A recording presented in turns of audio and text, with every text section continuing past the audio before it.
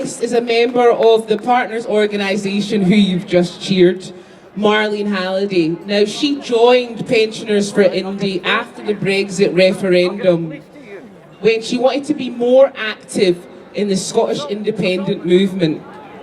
She serves as a treasurer on the Pensioners for Indy National Coordinating Group, but is also a part of a musical entertainment troupe. Marlene is an absolute powerhouse. She's a woman of many talents, a fiddler and an activist within the movement. She also is a co-presenter on the podcast with Fiona McGregor. One of their podcast series is called The Up of Independence, Maybe I Show. They also host a show called Bits and Pieces, which is a monthly roundup of the independent related news. She should have actually been retired by now, to be honest, but I'm not quite sure how she does it. So please, everybody, put your hands together and give a massive round of applause for Marlene Halliday.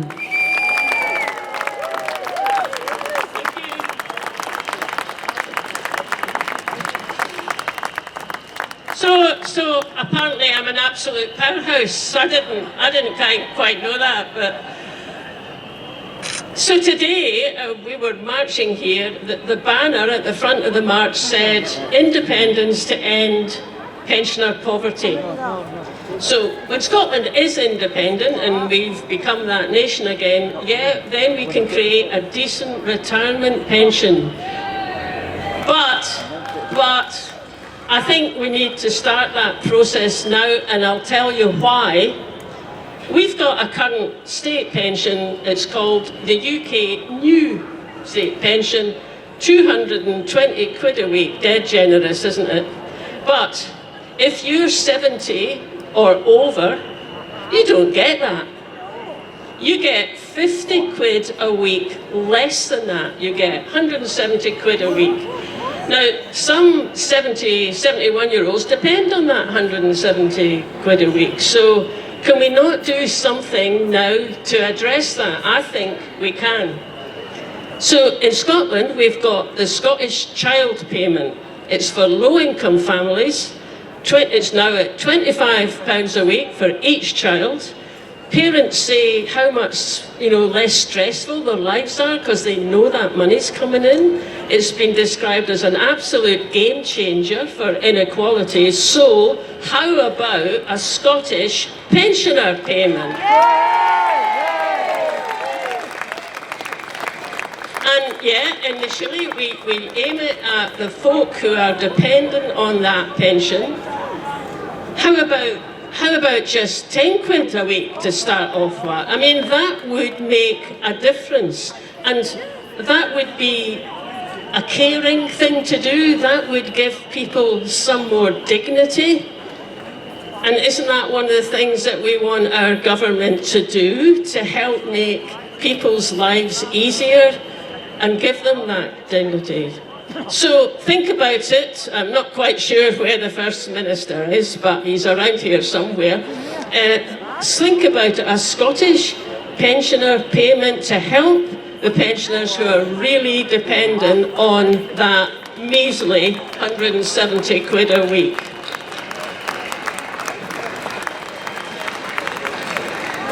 So the other thing that was on the banners, of course, is about independence, and I have to say that people my age, we're not convinced. Now, some of us do quite a lot to try and convince more folk, but we haven't managed it yet.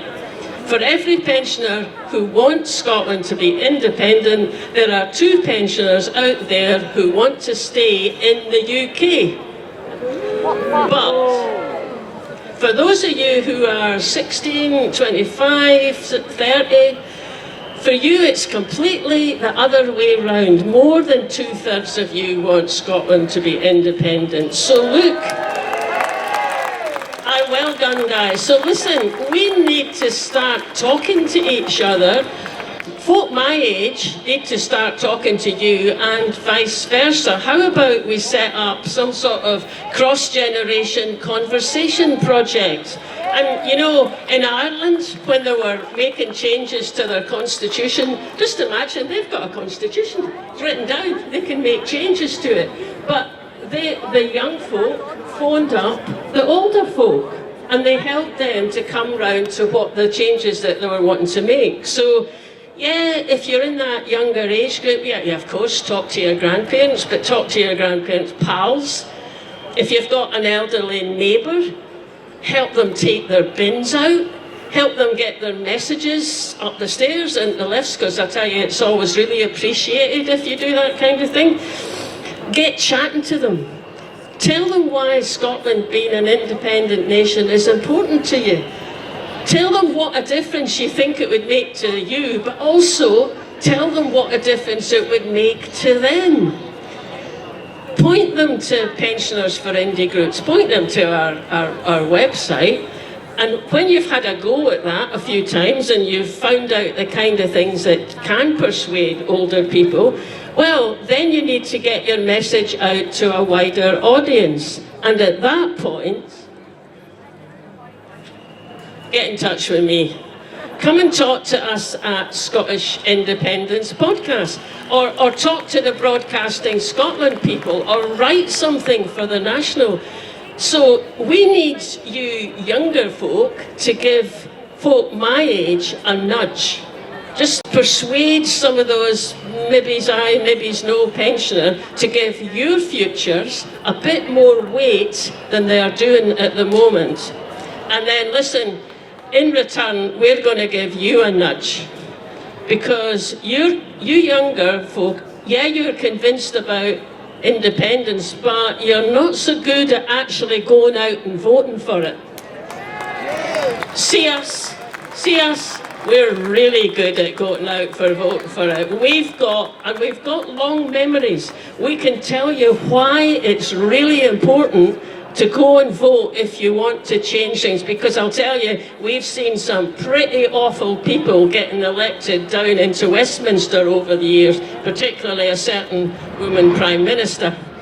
So you persuade us about a bit more and give us a nudge about, you know, why independence is so important to you and what your dreams are about it, and we'll give you a nudge to go and vote. So those two things, Scottish pensioner payment and cross-generation conversations, if we do that, we'll give the polls a wee nudge. And then we can give them another wee nudge. And at some point, hopefully not too far away, we can come here and we can really celebrate. Thank you.